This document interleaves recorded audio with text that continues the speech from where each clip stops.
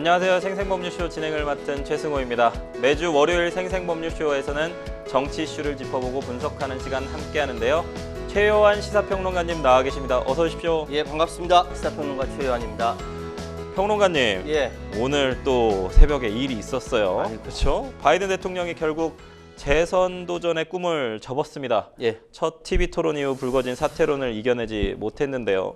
대선 판세에 어떤 영향을 미칠지, 그다음에 나아가 국제 정세에는 어떤 작용을 할지 전망해 보시면요. 사실 지난번 TV 토론을 통해서 예. 폭망했을 때 예. 아, 바이든 힘들겠네라고 생각을 했었고요. 네네. 그리고 나서 뭐 젤렌스키를 푸틴이라고 소개하고 뭐 이렇게 하다가 그렇죠. 예. 예. 엄청나게 저 안 되겠는데라고 생각했는데 예. 결국 트럼프가 피격을 당하면서 예, 그렇죠. 바이든 끝났다라고 생각을 했습니다. 네. 그런데 그때 어떤 생각을 했냐면 네. 자, 모든 세상은 작용과 있고 반작용이 있어요. 그렇죠. 작용이 이렇게 그 공화당에 생기면 예. 반작용에서 민주당에 뭔가 있겠다라고 네. 생각했는데 아니다 다를까. 오바마가 거기서 딱 등 돌렸지 않습니까, 바이든한테. 네. 바이든이 8년 동안 부통령을 하고 있으면서 오바마의 절대적인 신임을 받았고 그다음 대통령이 됐기 때문에 네. 오바마가 등을 돌린다는 건 또 다른 이야기거든요. 네. 그래서 아, 바이든 낙마하겠구나라고 생각했는데 아니나 다를까. 오늘 새벽에 그 난리가 나서 아침부터 방송하면서 정신 하나도 없었습니다. 그래서 오늘 지금 이 시간 정신 차려 똑바로 여러분께 한 주 정치 해석을 해드릴 테니까 주목해 주시기 바랍니다. 여기서는 이제 좀 차분하게 편안하게 한번 네, 제가 재밌게. 또 저도 즐겁게 해볼 텐데 사실은 이 초유의 사태지 않습니까? 대선 후보로 이제 지명이 된 사람인데 갑자기 3개월 전에 이제 그만두게 되는 미국도 사실 지금 좀 당황스러운데 해리스 부통령을 지명을 했단 말이에요. 예. 캘리포니아 이제 검찰총장 출신인데 해리스 부통령 어떻게 된다고 보십니까? 아니면 좀 다른 쪽에서는 유일하게 여론조사에서 트럼프 대통령을 이겼던 미셸 오바마 나와야 되는 거 아니냐? 이 부분도 있거든요. 지금 미셸 오바마가 나오면 더 헷갈려져요. 예. 더 복잡해지고 예. 자, 지금 상황은요. 인물보다는 구도를 봐야 된다는 네. 생각이에요. 남성과 여성 예. 그리고 흑인과 백인과 비백인 네. 그리고 아시아계 쪽이라는 네. 거 네. 그리고 연령도 차이가 나고요. 네네. 이 모든 것을 봤을 때 한쪽에서는 좀 젊고 진취적이고 네. 한쪽에서는 경륜 있고 뭐 능력 있고 이렇게 어필을 할 네. 거란 말이죠. 근데 미국에서 지금 필요한 리더십이 무엇이냐가 유권자들한테 어필할 텐데 네. 그것이 과연 무엇일까? 네. 과거 한 번 대통령을 하면서 수많은 오점을 남겼던 트럼프가 있고 네. 검증되지 않은 그것도 비백인 여성이라고 한다면 네. 미국의 유권자가 누가 손을 들어줄 것인가 어떻게 캠페인하느냐에 따라 달라지겠죠. 네. 저희가 이렇게 미국 정세를 살펴보는 이유는 미국의 정세가 어쨌든 국제 정치에 영향을 주고 한국에도 영향을 주는 것 때문이겠죠. 예, 그리고 한국 그렇습니다. 정치도 이해 못지않게 지금 재밌는 상황들이 많으니까 그건 뒤에 좀 살펴보도록 하겠습니다. 지금 이 방송은 유튜브를 통해서도 실시간으로 함께 방송되고 있으니까요. 많은 시청 부탁드리고요. 유튜브를 통한 소통의 창구도 활짝 열어두겠습니다. 방송 중 궁금하신 질문들 올려주시면 저희가 답도 해드리니까요. 많은 참여 바라겠습니다. 여러분은 지금 생생법률쇼 함께하고 계십니다.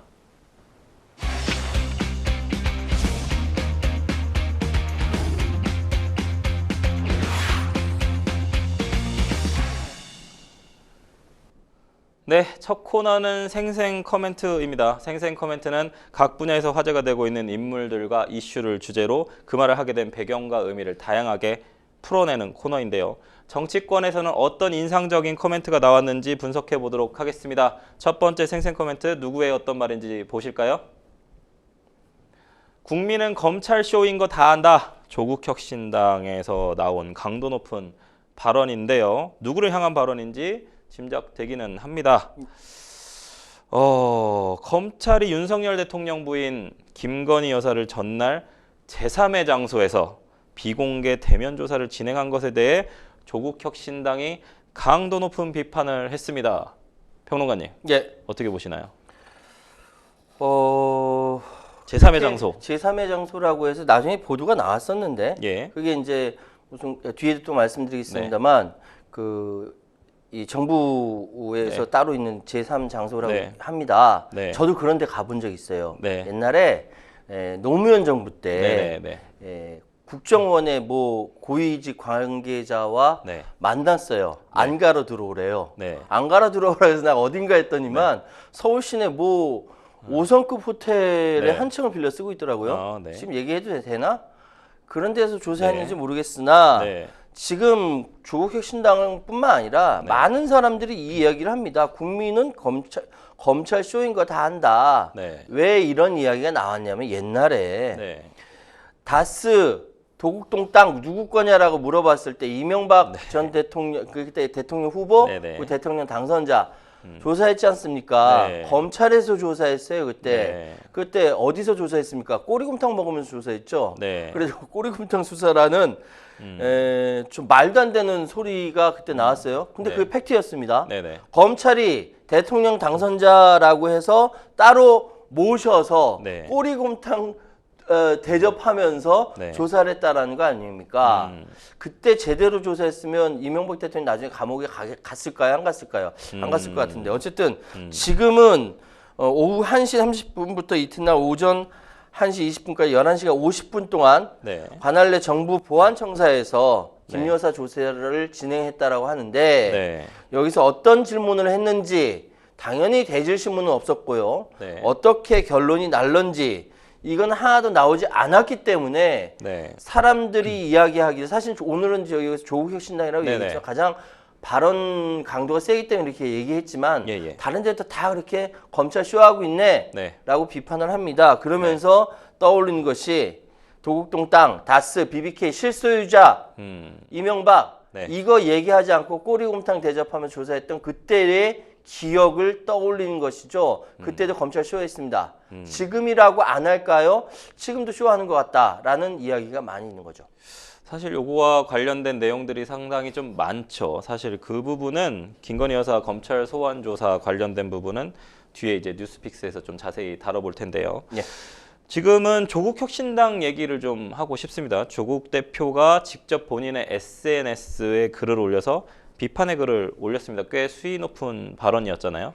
그렇습니다. 네. 검찰이 도이치모터스 그리고 명품백 수사를 위해서 정부 보안청사에서 예. 김 여사 소환 조사를 했는데 예. 이런 표현했죠. 중전 마마 앞에서 얼마나 머리를 조아렸을까. 아. 검찰로서는 굉장히 치욕적인 이야기입니다. 네. 그런데 사실 검찰이 지금까지 보인 행태를 보면은 네. 이런 치욕적인 단어, 용어 사용하는 거 네. 자업자득이에요. 네. 중전마마에게 무혐의 처분 내리면 어떤 혜택을 주어질지 상상하면서 흐뭇해했을 것이다. 네. 라고 조국 대표가 이야기를 했습니다. 네. 조국 대표니까 이런 얘기 한 거예요. 왜? 검찰한테 당할 대로 당했거든요. 그렇죠. 그러니까 대한민국 검찰은 윤석열과 김건희 앞에서 바로 멈춘다. 네. 그들에게 윤석열이 여전히 인사권을 가진 보스이고 그리고 김건희는 V2도 아니고 1도 아니고 V0다라고 이야기를 했지요. 사실 뭐 지금 뭐 김건희 여사를 뭐 측천무라고 얘기하는 내용도 나오고 네. 정청래 법사위원장은 또 세게 또 한 말씀 거기까지 또 얘기 안 했는데. 하셨고. 근데 이제 조국혁신당만 다루니까 요거 하나만 물어보고 이 뭐 생생 코멘트 넘어가도록 하는데 예. 99%의 찬성률로 당 대표 됐지 않습니까? 어떻게 보십니까? 당대표가 된 게 아니라 투표가 이렇게 나온 거죠. 그런가요? 되는 거 아니에요? 예. 그러니까 네. 지금 여당과 야당의 상황은 다르다라는 생각이 네. 들어요. 그러니까 여당은 그러니까 지금 김건희 윤석열 김건희 전 공동 정권이라고 생각하는데 네. 이 정부 정권에서 모든 것을 다 가지고 네. 검찰 권력을 휘두르는 사람과 네. 계속적으로 재판받아서 이 상황에서 도끼 품고 있는 사람이 그러니까 당원들도 도끼를 품었죠. 네. 그래서 99% 나오는 사람과 네. 이거를 공평하게 똑같은 잣대로 비교하면 그건 오히려 더 불공평한 거 아닙니까? 오히려 그래- 비정상 상황이기 때문에 예. 이런 또 99%의 연임이 되는 오히려 지금 상황이 좀 국민의힘 정권이 그러니까 그 윤석열 정부가 오히려 민주적으로 나가면은 이 이재명 그 더불어민주당은 네. 할 말이 없는 거예요. 네, 네. 그런데 지금 상황은 네. 공격당하는 입장에서는 안으로 똘똘 뭉칠 수밖에 없거든요. 예. 북한이 저렇게 욕먹으면서 버티는 이유가 뭡니까? 네. 외부에서 공격하니까 안에서 쪼으면서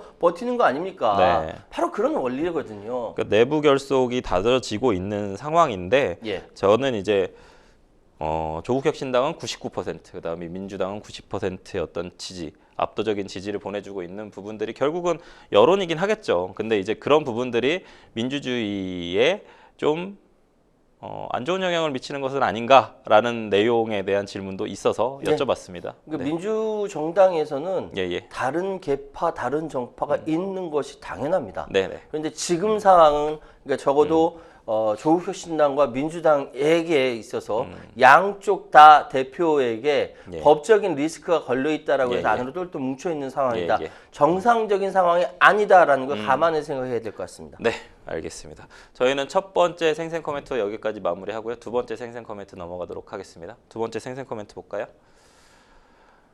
망가지는 국민의힘 개혁신당의 인수합병 될 듯. 아, 셉니다, 세. 개혁신당에 속해 있는 인물의 발언이겠군요. 아, 허은하 개혁신당 대표.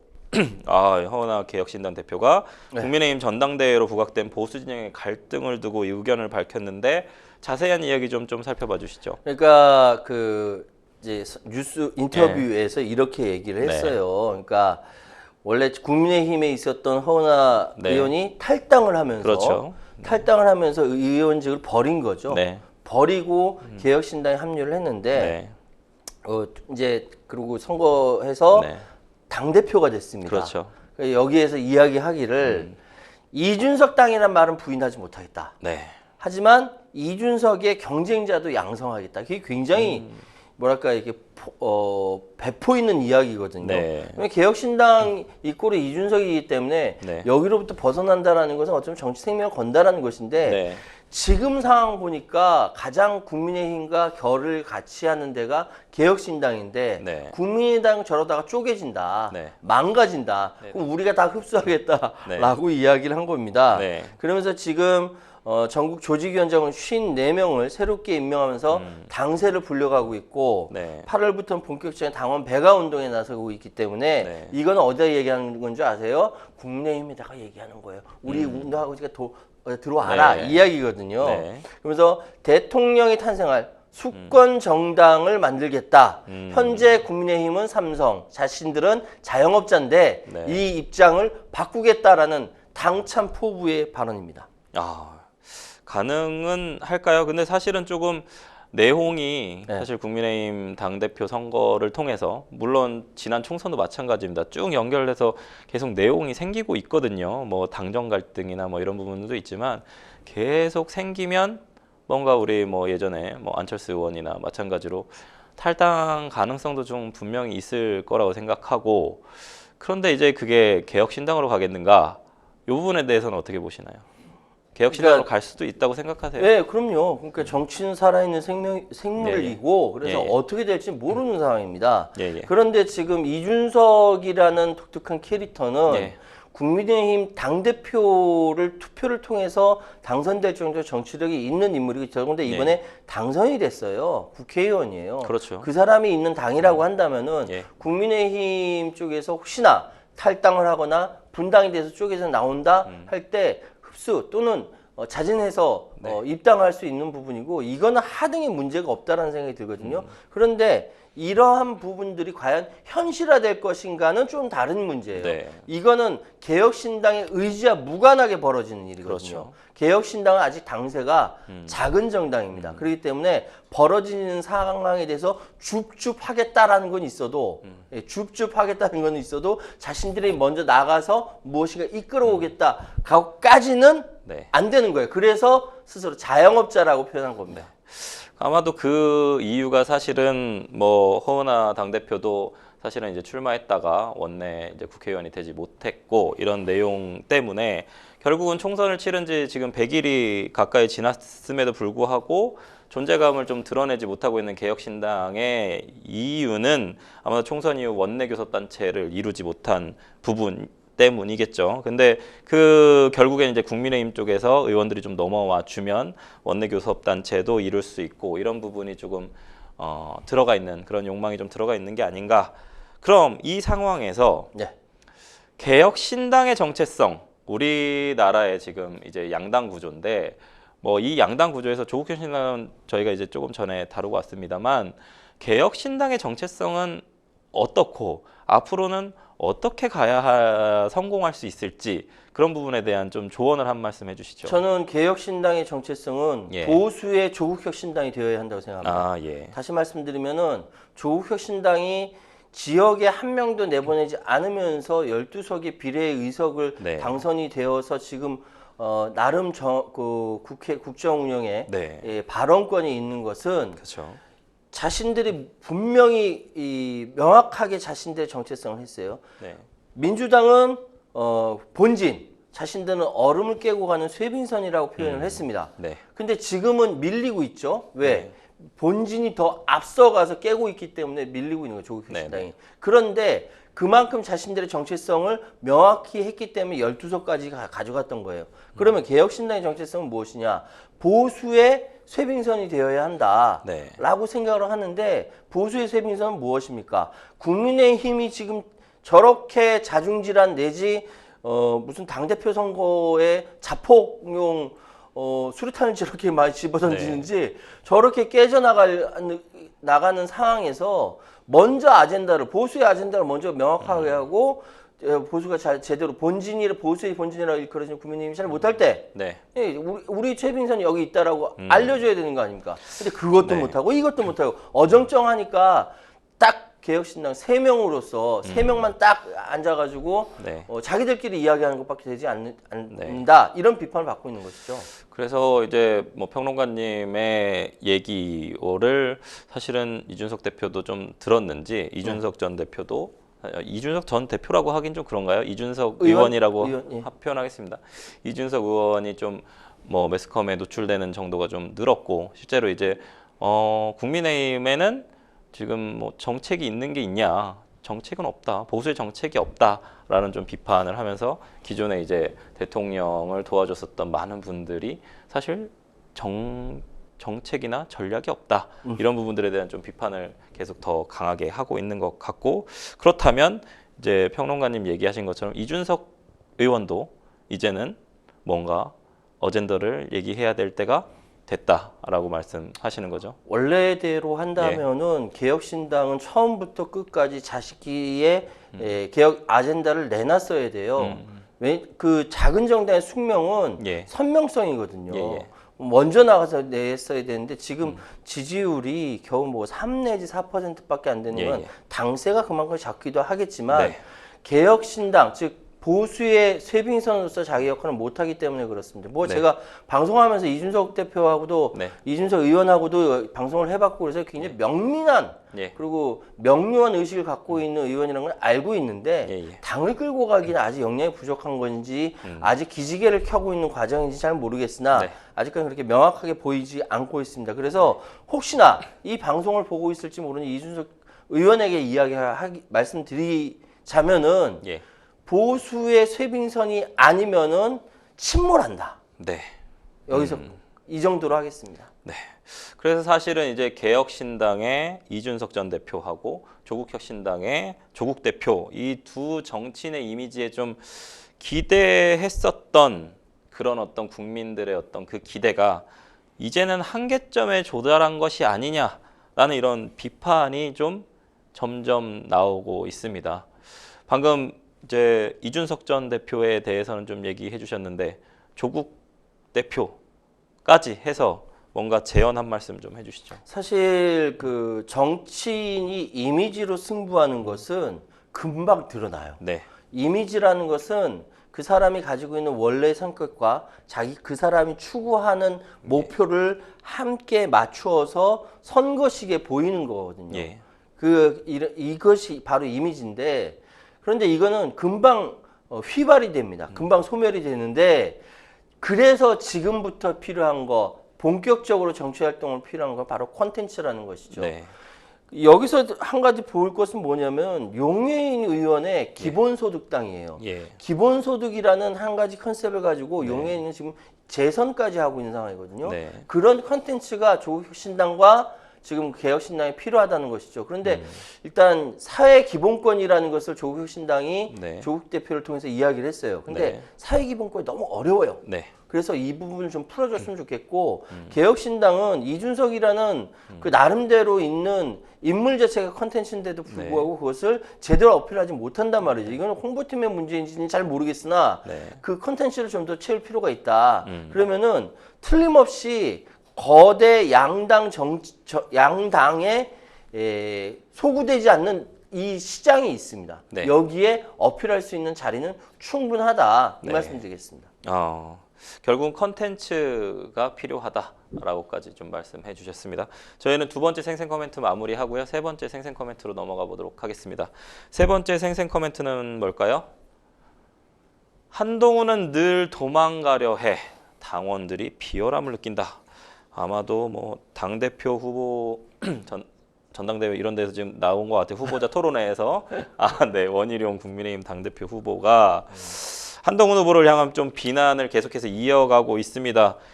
어떻습니까? 요즘 뭐 어떤 분들은 막장 드라마보다 더 재밌다. 되게 재밌죠. 평론가님. 그러니까 그 네. 사실 맨 처음 시작은 예, 예. 뭘로 시작했냐면은 예. 기억나시는지 모르겠는데 맨 처음 전당대회 그 당대표 딱 시작할 때마다 예. 시작되자마자 나경원 후보가 네. 자력 핵 무장을 이야기했어요. 네. 그래서 미국도 발칵 뒤집어지고 난리가 났지 않습니까? 그리고 네. 여당 당대표가 핵무장하자라고 하는 거는 쉬운 네. 얘기가 아니거든요. 그래서 저는 야, 이번에 국민의힘 여기서 핵무장론 나오면 정책적으로 뭔가 이렇게 얘기가 오고 가는 거 네. 아니야? 라고 했는데 그 다음 득달같이 등장한 것이 네. 문자 이신 논란이 등장했어요. 그렇죠. 거기부터 시작인 것 같아요. 문자 일치난. 그래 문자 이신 논란이 드러나면서 네. 이게 이전 투구가 되더니 나중에는 댓글팀 운영이 나왔어요. 예. 그 과정에서 맞아요. 댓글팀을 한동훈이 운영했느니 김건희가 운영했느니 막 이게 치고받고 싸우다가 그 다음 어떻게 했습니까? 당대표 토론에서 지금 패스트트랙 공소 취하 문제까지 드러난 거 아닙니까? 맞습니다. 그러면서 막 누구는 뭐 대기실에서 혼자 울었다라는 얘기까지 있고요. 네. 이런 일들이 막 벌어지면서 네네. 서로 자폭투하하고 있다라고 이야기하고 있으니 네. 재밌지 않을 수가 없습니다. 그런데 네. 이 와중에 네. 원희룡 후보가 네. 한동훈은 늘 도망가려 해. 네. 당원들이 비열함 느낀다라고 이야기하는 것은 네. 여러 가지 이제 그 국민의힘이 탄핵 이후 어려운 시절에 정말 힘들게 투쟁했던 예. 부분을 생생히 갖고 있는 사람들이 많은데도 불구하고 이거 공소 취하한다고 놀리다시피 이야기했다. 네. 왜냐하면 나경원 후보가 막 얘기할 때 네, 막 이렇게 얘기했거든요. 네. 그거 놀리는 거거든요. 그러니까 여기에서 원희룡 후보가 네. 쉽게 말씀드려서 확 열받은 거죠. 네. 네. 재밌죠. 그런데 이게 지금 원희룡 후보와 나경원 후보 마찬가지로 지금 비난과 폭로 수위가 엄청나게 계속 가중되고 있습니다. 근데 이 상황에서 투표율이 당원 투표율 45.98% 나왔단 말입니다. 선거인단 모바일 투표율이 좀 낮다고 좀 평가하고 있어요. 이 부분이 누구한테 혹시 뭐 유불리가 있을까요? 굉장히 디테일하게 따져보면 유불리가 있겠죠. 있어요. 그 전에 왜 이렇게 모바일인데도 불구하고 투표율이 낮은지에 네. 대해서 따져야 되는 거 아니겠습니까? 떠난 겁니까? 아니면은 확실한 겁니까? 할 필요성이 없어서 이분들만 하는 지금 겁니까? 상황은요. 예. 45.98%인데 네. 창피한 겁니다. 이게 한동훈이든 네. 나경원이든 되더라도 원희룡이든 네. 누가 돼도 지금 싸움판을 보니까 네. 창피한 거예요. 창피하다. 예. 그래서 이탈한 거다. 아예 하지 않는 거다라고 저는 보고 계신 거죠. 그렇게 판단을 하는데 네. 그럼에도 불구하고 투표율이 낮으면 네. 조직표가 유리합니다. 네. 다시 말씀드리면 나경원 그렇죠. 또는 원희룡이 유리해요. 어. 그런데 그거와 무관하게 네. 조직표와 무관하게 이번 선거는 한동훈 후보가 승리할 가능성이 대단히 높다. 아, 왜냐하면은 워낙 친윤 쪽이 국민적으로 욕을 많이 먹고 네. 지금 벌어지고 있는 상황이 네. 다 윤 정부의 등을 돌리는 상황이기 때문에 네네. 그 윤 정부의 아바타라고까지 불리는 네. 원희룡 후보는 물론이고 네네. 나경원 후보가 거기서 대했던 태도라든지 이런 것들이 예. 국민의힘 지지자들과 당원들과 지지자들한테 성에 안 차는 거죠. 네. 그래서 한동훈 후보도 사실 1차 투표에서 과반수를 받는 데는 지장이 없다라고 자신감을 내보였는데 어쨌든 평론가님은 또 그렇게 될 것 같다라는 내용. 뭐 결선 투표까지도 안 갈 것 같아요. 결선도 안 갈 것 같다. 결선 안 가고 1차에서 끝날 것 같고 네. 그거는 지금 여론조사 통해서 지금 나오고는 있는데 네. 물론 여론조사 실제 지금 선거는 뚜껑 열어봐야 아는 것이지만 실제하고 다를 수는 있습니다. 근데 추세로서는 지금 그렇게 보이고 있습니다. 그렇다면 예. 항상 우리 선거에 있지만 마지막으로 이 상황에서 네. 단일화 해야 될까요? 그러니까 맨날 단일화 얘기가 나오죠. 이런 네. 상황에서. 네. 단일화 얘기가 나오고 네. 그런데 지금 상황이라고 한다면은 원희룡 후보가 계속적으로 단일화 얘기를 먼저 했어요. 네. 나경원 후보와. 네. 근데 나경원 후보는 지금 나온 상황에서 억울하거든요. 그렇죠. 그렇다고 한다면 원희룡 후보는 친윤 후보로서 대표해서 나왔기 때문에 네. 후보 사퇴는 할 수 있어도 네. 나경원 후보는 후보 사퇴 못 합니다. 아, 예, 그런 상황이라고 한다면은 후보 단일화가 된다면 나경원 후보로 단일화될 수가 있다. 네. 그런데 그렇다고 해서 한동훈 후보를 이길 수 있느냐는 네. 또 전혀 다른 이야기고 여기서 윤상현 후보는 존재감이 없다. 네. 이렇게 해석할 수 있는 것이죠. 그렇죠. 윤상현 의원은 그 박근혜 전 대통령과 친하시잖아요. 아니 그러니까 박근혜 대통령을 누나라고 하는 사람은 유일한데 네. 근데 그거와 무관하게 네. 존재감은 없는 거고. 그러면 나와 한이 붙었다. 예, 한이 이긴다. 한이 이기죠. 알겠습니다. 한동훈 후보가 이길 걸로 보입니다. 알겠습니다. 저희는 지금까지 생생 코멘트 만나봤고요. 저희는 뉴스픽스로 다시 돌아오도록 하겠습니다. 여러분은 지금 생생법률쇼 함께하고 계십니다.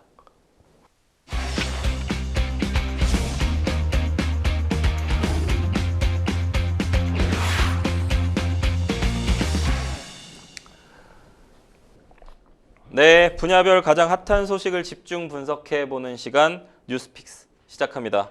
매주 월요일 정치 분야 주요 이슈들을 짚어보는데요. 오늘 만나볼 첫 번째 주제는 앞에서도 좀 다뤘던 김건희 여사 비공개 검찰 조사 파장은입니다.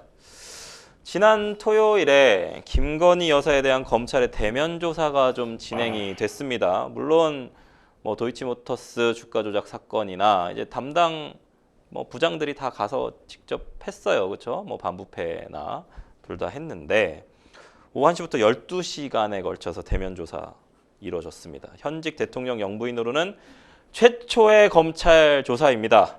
정치적 의미와 파장 좀 짚어주시죠. 현직 대통령 부인이 검찰 소환 조사를 받은 것은 이번이 처음입니다. 네. 지금 국회에서는 특검 또는 탄핵 이야기가 나오면서 청문회도 열리면서 여러 가지 이야기들이 많이 쏟아져 나오고 있습니다. 네. 그런 상황에서 먼저 김건희 여사가 비공개로 소환 조사를 받았다. 네. 근데 이러다 보니까 국회에서 벌어지는 사건들에 대한 무마를 시도하는 것이다라는 등 여러 가지 이야기는 나오고 있으나 네. 현재의 상황을 봤을 때 네. 지금 벌어지고 있는 전국의 모든 상황에 김건희라는 이름이 안 나오는 곳이 없어요.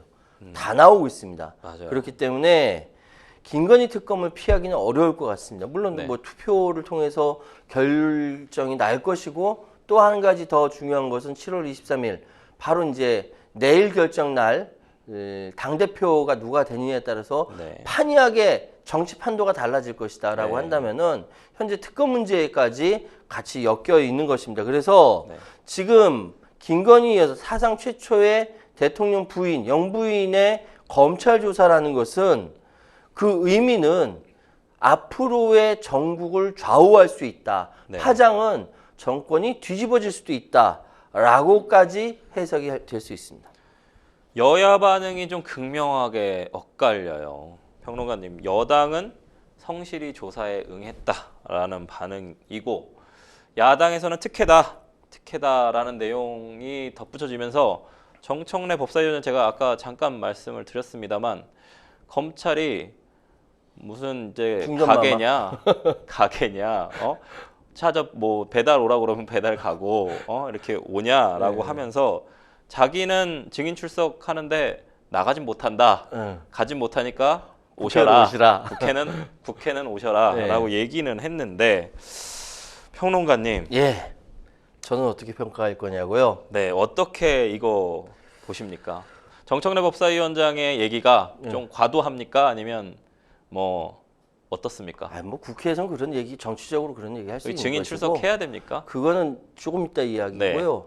저는 이제 평가를 내리라고 한다라고 물어보시면은 저는 성실하게 네. 조사를 받았을 것이다. 네. 즉 성실하게 고스톱 쳤을 것이라고 생각을 합니다. 아니 그건 너무 과도한 아니에요. 과도한 지금 정확하게 말씀이시죠. 말씀드리면 네. 법원에 증거로 제출된 네. 도이토 모터스 주가 조작 의혹 수사 네. 자료나 네. 검찰에 제출된 그 명품과와 네. 수수 의혹 관련 자료를 네, 네. 검찰이 가지고 있는 것을 네. 비공개 조사에서 저는 봤을 거라고 봐요. 그래도 저희 이제 검찰에 있는 검찰 수사관들이 뭐 검사들이 앉아서 우리 여사님과 뭐 고스톱을 치진 않았겠죠. 네, 그런- 고소는 치지 예, 않았겠죠. 예, 예. 고소 예. 치는 것처럼 조사를 받았을 거라고 생각하고요. 좀 편안하게 받았을 그런데 것이다. 제가 분명히 말씀드린 제가 아까 뭐라고 말씀드렸어요.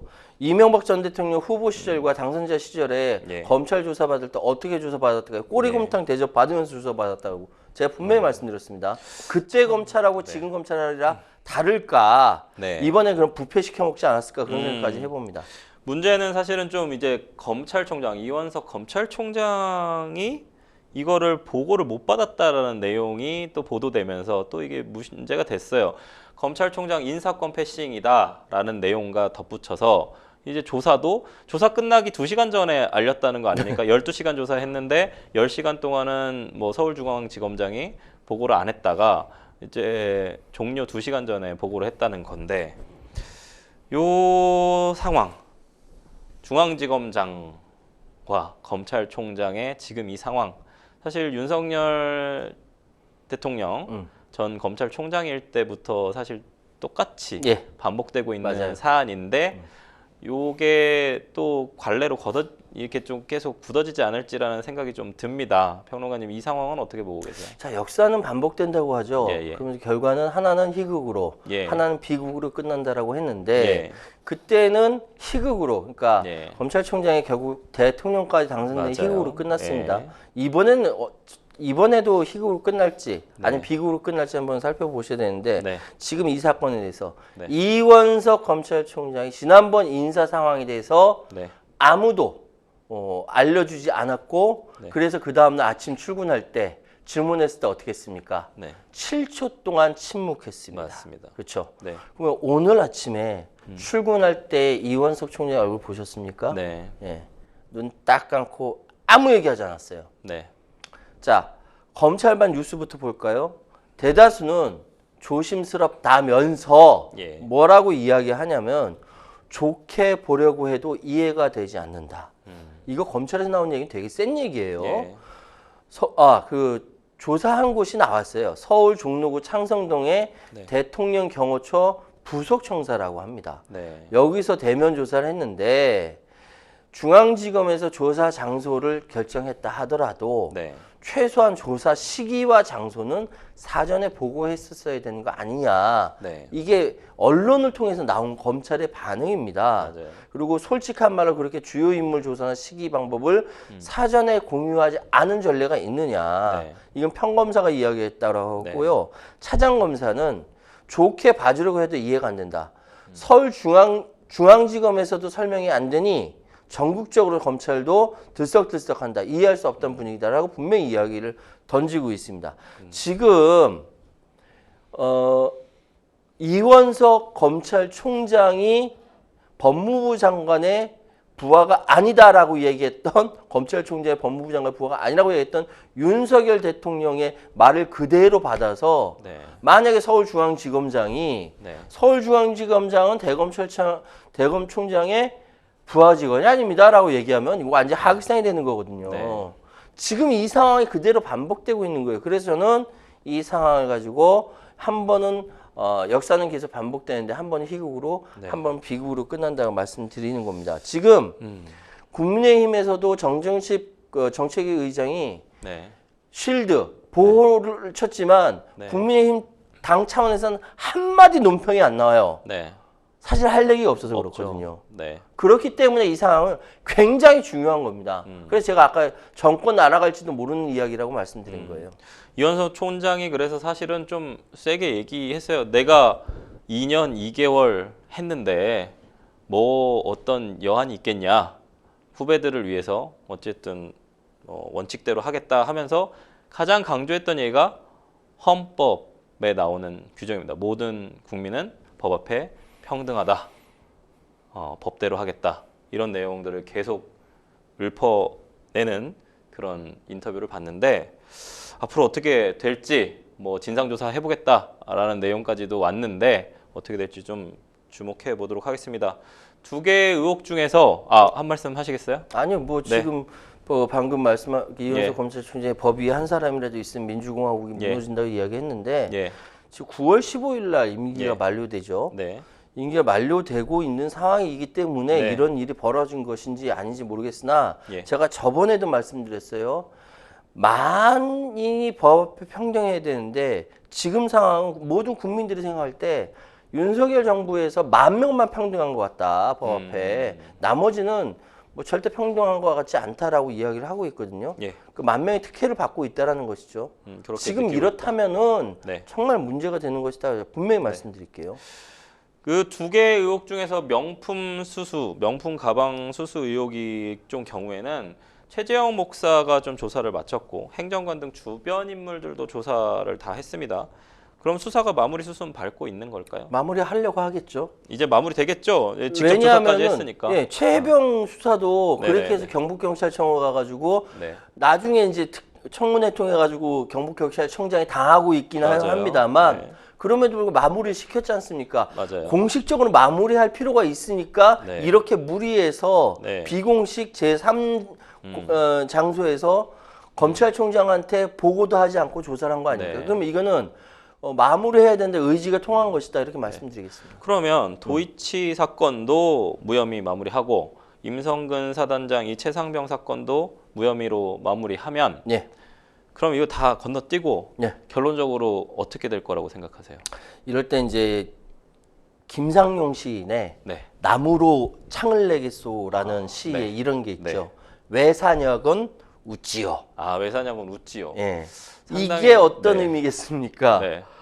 지금 여러 가지 밑에 부글부글하게 쌓인 게 많아요. 네. 정확하게 이 문제를 해결해야 할 부분 팩트는 많이 있는데 여기서 덮인단 말이죠. 네. 그러면 이 덮인 걸 가지고 사람들이 뭐라고 보겠습니까? 왜 사냐? 네. 라고 묻지 않겠습니까? 네. 그럼 웃어야죠. 그럼 멋이 중한디. 그렇죠. 그런데 김 여사에 대한 좀 검찰 조사가 왜 하필 지금 진행됐는지 시점에 대해서도 앞으로 쟁점이 될 것 같습니다. 아까 얘기하셨지만 당대표 지금 선거도 있는 상황이고 이제 조만간 결과가 나오는데 왜 지금 시점에서 검찰 조사를 했을지 특히나 대통령 탄핵소추 청문회가 또 예정돼 있단 말이에요. 뭐 민주당에서 뭐 단독으로 해서 지금 됩니다. 아까 정청래 법사위원장 얘기도 했습니다만 지금 대치가 좀 심화되는 상황에서 이번 조사가 영향을 미칠까요? 기름에 물을 붓는 격일까요? 그러니까 지금 왜 이 시점에 김건희 여사 예. 조사를 했느냐라고 했을 예. 때 탄핵 청문회가 26일 날 있고 네. 만약에 탄핵 청문회가 있다 하더라도 이전에 최상병 특검과 연결되는 인물이 등장하지 않았으면 유야무에 넘어갈 수 있었어요. 그런데 이종호 블랙펄 인베스트먼트의 네. 대표가 등장하면서 네. 어디까지 연결됐습니까? 삼부토건 주가 맞아요. 조작 사건까지 나왔지 않습니까? 네. 그러니까 이것이 이렇게 일맥상통하게 연결되니까 이거를 더 이상 무과하고 무마하고 그냥 넘어갈 수 있는 상황이 아니죠. 그러니까 뭔가 하나 딱 정리를 해야 그 다음으로 나갈 수 있는데 네. 그건 결국은 무리하지만 비공식적으로 제3장소에서 김건희 여사 조사 이 형식으로 정리를 하려고 하는 겁니다. 네. 이것이 될런지는 모르겠어요. 그러나 지금 26일 남아있는 탄핵 청문회까지 생각한다면은 네. 지금 이정호 블랙펄 인베스트먼트 대표의 김건희 여사의 관계가 네. 이미 수십 년 전부터 관계가 있다라고 한쪽에서는 얘기를 하고 있고 네. 한쪽에서는 허세라고 이야기를 하고 있습니다만 네. 이건 어쨌든 파헤쳐 봐야 되는 것이고 네. 실질적으로 삼부토건 주가 조작 사건까지 연계가 된다고 하면 네. 이건 앞으로 문제가 더 커진다라는 것이죠. 그렇죠. 일단은 커지기 전에 눌러 막으려고 조사를 한 것이다라고 저는 해석할 수밖에 없습니다. 그렇게 볼 수밖에 없다. 예. 주가 조작 얘기 계속 나온단 말이에요. 도이치 주가 조작, 삼부토건 주가 조작. 이번에 또 우리 카카오 네. 또 주가 조작. 지금 구속영장 기다리고 계시거든요. 그렇죠. 예. 영장 실질심사 지금 하고 있는데 왜 우리나라에 지금 자꾸 주가 조작 얘기가 아니 나오는지. 그러니까 그만큼 책임감이 없어서 그래요. 주가 조작이 네 가지 요건이 네. 있죠. 그러니까 첫 번째로 선행 매매가 돼야 돼요. 네. 먼저 사야 됩니다. 네. 네, 매매가 돼야 되고 네. 두 번째로 단기간에 집중 호재가 돼야 되죠. 네. 세 번째로 개미들한테 사라고 신호를 줘야 네. 되고 네 번째로는 그 상황에 대해서 공시 없이 대주주의 입 딱 다물고 있어야 돼요. 네. 이 네 가지가 딱 들어가야 주가 조작의 완성체가 됩니다. 네. 삼부 토건이 이렇거든요. 다른 것들도 이렇거든요. 네. 그러니까 다들 눈이 시뻘게 돼서 저거 어떻게 하면 좋냐. 카카오도 마찬가지인 겁니다. 이 상황이 그렇게 되고 있는 거예요. 이거는 소위 얘기해서 자본주의 사회에서 건전한 경쟁이 마련되어야 되는 이 자본시장에 대한 도덕성이 없는 겁니다. 네. 이게 김범수만의 문제가 아니라니까요. 네. 그렇습니다. 그래서 지금 좀 계속 어떻게 될지 좀 봐야 될 것 같아요. 탄핵소추 청문회는 진행이 되는 겁니까? 되겠죠. 되겠지만은 네. 탄핵소추 청문회가 진행되는 거하고 실제로 탄핵이 되는 건 전혀 다른 얘기입니다. 그렇죠. 근데 전혀 다른 얘기인데 제가 궁금한 점은 탄핵소추 청문회에 누가 증인으로 나오긴 할까요? 나오지 않을 가능성이 더 크죠. 그러니까 누가 나오면 혼자 와서 앉아 있을까봐라는 전 질문을 드리는 겁니다. 저는 그래서 잘 모르겠고요. 네네. 뭐 김건희 여사가 나오겠습니까? 최은순 그 대통령 장모가 나오겠습니까? 나오지 않을 거고. 네. 다만 지금 상황은 대한민국 전 국민이 이게 이 각인된 이름 이종호란 이름이 그분은 나올 수도 있다. 나오면은 이 상황은 어디로 튈지 모르는 상황까지 갈 것이다. 그럴 수 있다. 될 수 있으면 안 나오길 바라겠지요. 그렇겠죠. 그렇다면 예. 이 사안들이 국민의힘 전당대회에 이제 23일 어떤 내일은. 영향을 좀 줄 거라고 보시나요? 저는 지금 상황은 굉장히 엄중하게 좀 보고 있는 게 네. 내일 한동훈 대표가 당선이 된다라고 하면은 예. 정치 프레임 자체가 완전히, 달라질 것이다. 완전히 달라진다. 완전히 달라질 것이다. 왜냐하면은 지금까지 찐 친윤이었다가 네. 반윤이 돼버린 사람이 당대표가 되는 거예요. 네. 정권 차원에서는 가장 최악의 시나리오를 맞닥뜨리게 되는 겁니다. 네. 만약에 예전에 박근혜 탄핵 시기에 김무성 대표가 먼저 나서서 야당과 손잡으면서 탄핵을 했거든요. 네. 그 상황이 벌어지지 말라는 법이 없기 때문에 네. 좀 고민이 깊은 거고 향후에 요 상황 그러니까 한동훈 대표가 정치를 어떻게 해 나갈 것인지 네. 불가금 불가원으로 갈 것인지 어떻게 할 것인지는 조금 더 시간을 들여 살펴볼 필요가 있습니다. 어쨌든 국민의힘 전당대회는 나름 여러 가지 이슈들로 인해서 이슈몰이는 한 것 같습니다. 예. 뭐 어떻게 결과가 나올지는 모르겠지만요. 네, 저희는 첫 번째 뉴스픽스 주제 마무리하고요. 두 번째 뉴스픽스 주제로 넘어가도록 하겠습니다. 두 번째 뉴스픽스 주제는 미 수미테리 기소, 한미 관계 영향은 입니다. 한국의 대북 전문가 수미테리가 미국 연방검찰에 기소됐다가 보석금을 내고 풀려났습니다. 국정원과 접촉하며 금품을 받고 미국의 비공개 정보를 넘겼다는 혐의인데요. 향후 한미 관계에는 어떤 변수가 될지 이야기 나눠보도록 하겠습니다. 미국에서 우리나라 정보를 빼돌린 혐의로 기소된 수미테리, 한국 이름으로는 김수미 예. 씨인데 어떤 인물인가요? 이게 72년생이라고 하고요. 네. 미국의 정치학자이자 이 정무직 네. 공무원이라고 합니다. 네. 그리고 뭐 CIA라든지 네. CSIS라든지 네. NIC라든지 하여튼 네. 굉장히 한반도에 관련돼서는 맞아요.